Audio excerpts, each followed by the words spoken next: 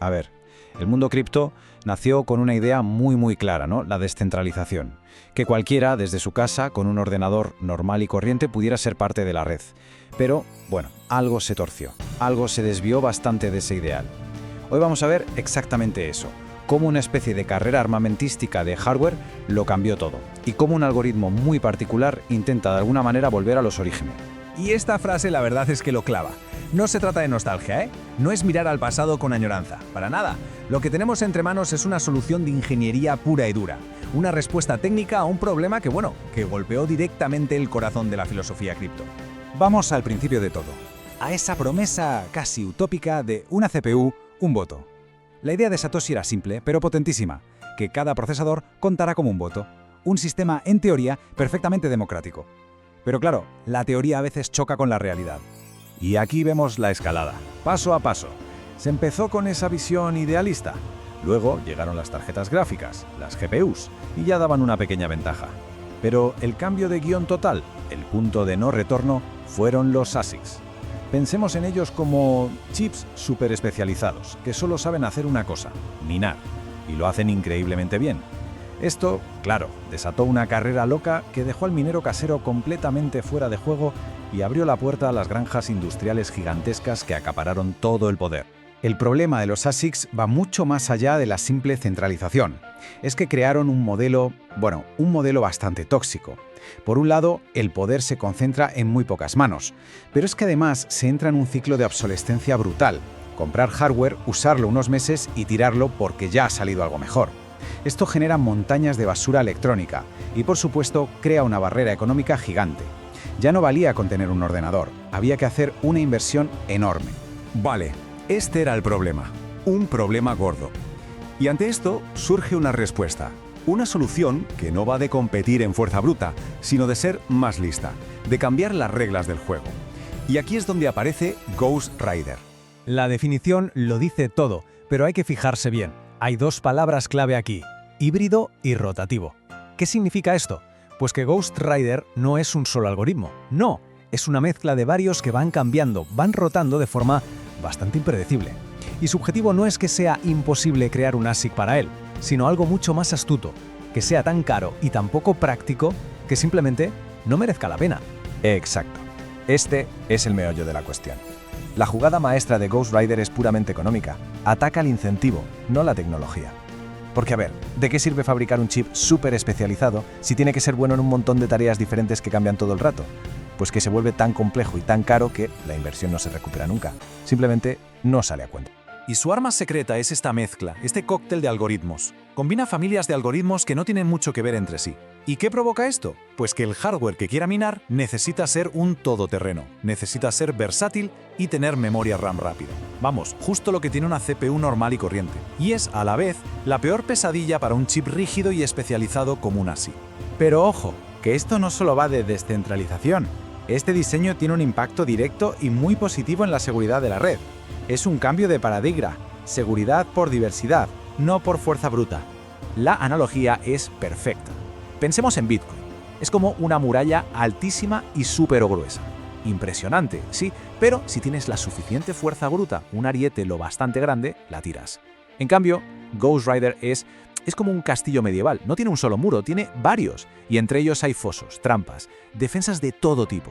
Para conquistarlo no te vale con un solo ariete, necesitas un ejército completo con un montón de estrategias distintas. Y eso es muchísimo más complicado.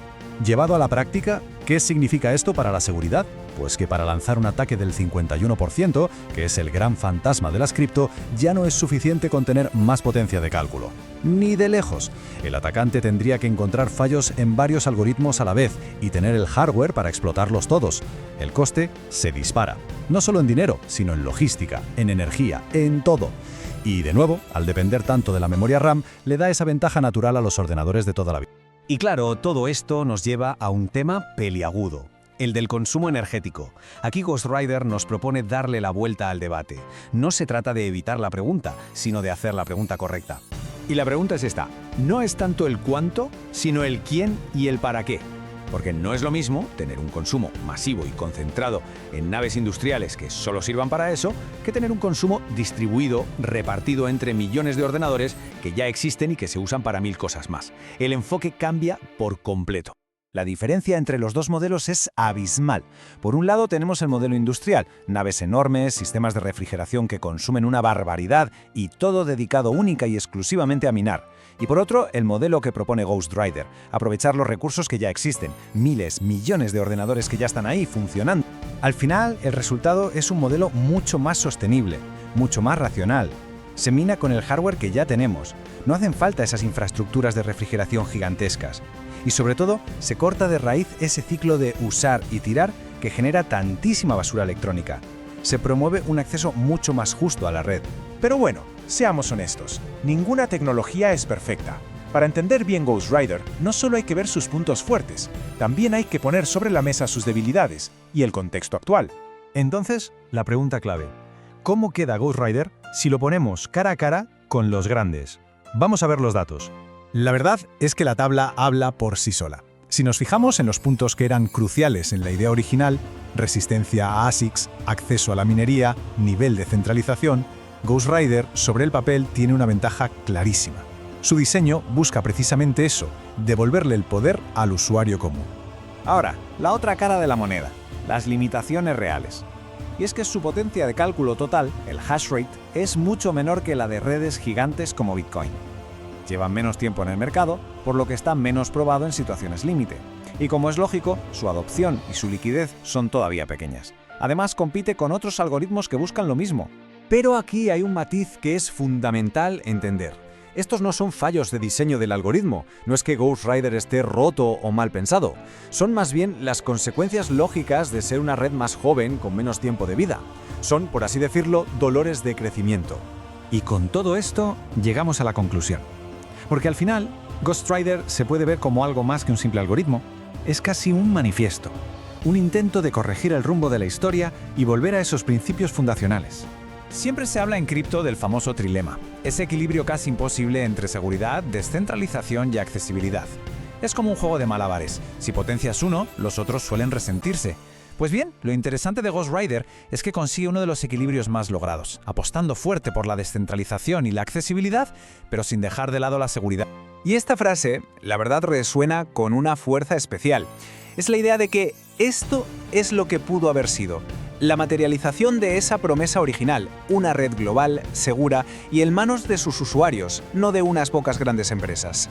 Y para terminar, una pregunta que queda en el aire. Es una de esas ironías de la historia, ¿no? Que la solución llegue mucho después de que el problema se haya hecho gigante. Nos deja con esa pregunta. ¿Qué habría pasado si esta tecnología hubiera existido desde el principio? Nos hace pensar en cómo una decisión técnica puede cambiar por completo el destino de un ideal.